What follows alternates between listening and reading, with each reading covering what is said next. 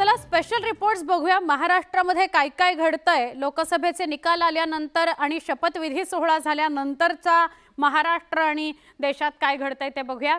लोकसभा निवडणुकीपासून महायुतीत अजित पवारांच्या राष्ट्रवादी काँग्रेसची धुसफूस आपण बघतो आहोत। आधी लोकसभेच्या जागा वाटपावरून वाद रंगला होता। नाशिकच्या जागेवरून अखेरच्या क्षणापर्यंत रस्सीखेच सुरू होती। आता केंद्रीय मंत्रिपदावरून सुद्धा नाराजी उघड झाली आहे। त्यामुळे आगामी विधानसभा निवडणुकीत अजित पवार वेगळा मार्ग चोखळणार का, अशी चर्चा राजकीय वर्तुळात आहे। अजित पवार महायुतीतून बाहेर पडणार, विधानसभेत वेगळा मार्ग निवडणार। लोकसभेच्या निकालानंतर वादाची ठिणगी। रविवारी नरेंद्र मोदींनी तिसऱ्यांदा पंतप्रधान पदाची शपथ घेतली। नरेंद्र दामोदर दास मोदी। यावेळी अजित पवारांच्या राष्ट्रवादी काँग्रेसकडून कुणाची मंत्रिमंडळात वर्णी लागणार याकडे राज्याचं लक्ष लागलेलं होतं। पण अजित पवार कॅबिनेटसाठी आग्रही होते, तर भाजपनं त्यांना राज्यमंत्रीपद देऊ केलं होतं। शपथविधीपर्यंत तो घोळ काही सुटला नाही। त्यामुळे अजित पवारांना मोकळ्या हाती परतावं लागलं। पण आजच्या स्थितीमध्ये अजित पवारची स्थिती आणि त्यांचा सन्मान करण्यासारखं अजित पवारांच्याकडे राहिलं काय? त्यामुळे जो मिला वो खाओ अशी परिस्थिती आली आहे। कारण बार्गेनिंग पॉवर जी लागते ती त्यांची संपली आहे। केंद्रीय मंत्रिपदावरून सुरू असलेली धुसफूस कायम असतानाच आता विधानसभेवरून वादाची ठिणगी पडली आहे। खरं तर विधानसभा निवडणुकीला अद्याप 6 महिने बाकी आहेत, पण सत्ताधारी नेत्यांना आत्तापासूनच विधानसभेचे वेध लागले।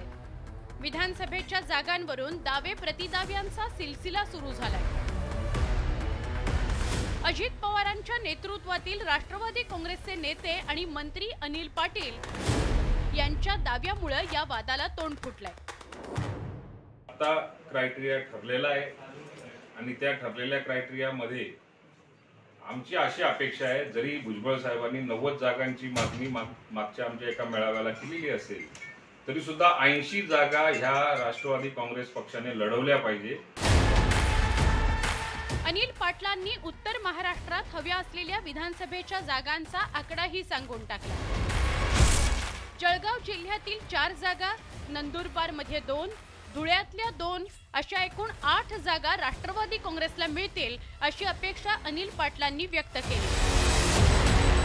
त्यामागचं कारणही तसंच आहे। नुकतंच लोकसभा निवडणुकीत भाजपला मोठा फटका बसलाय, मात्र उत्तर महाराष्ट्रातील 2 जागा राखण्यात भाजपला यश आलंय। मंत्री गिरीश महाजन यांची भूमिका महत्त्वाची राहिली, पण भाजपच्या या विजयावर मित्र पक्षांनी दावा केलाय।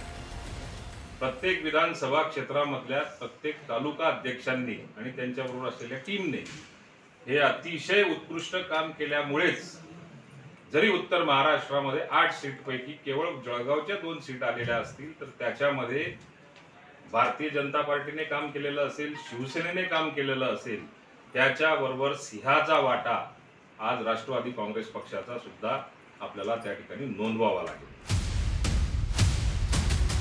अनिल पाटलांच्या या मागणीमुळे महायुतीत वादाची ठिणगी पडली आहे। त्यामुळेच आगामी विधानसभा निवडणुकीत जागा वाटपाचा मुद्दा चिघळण्याची शक्यता नाकारता येत नाही। तर शिंदेंच्या नेतृत्वातील शिवसेनेनं अनिल पाटलांना सबुरीचा सल्ला दिलाय। लोकसभा निवडणुकीपासूनच महायुतीतील राष्ट्रवादी काँग्रेसच्या नेत्यांचा पवित्रा बदलल्याचं पाहायला मिळतंय। आधी लोकसभेच्या जागा वाटपावरून वाद रंगला होता। नाशिक लोकसभेची जागा अजित पवारांनी प्रतिष्ठेची केली होती। राष्ट्रवादी काँग्रेस आणि शिवसेनेत नाशिकच्या जागेवरून चांगलीच रस्सीखेच झाली।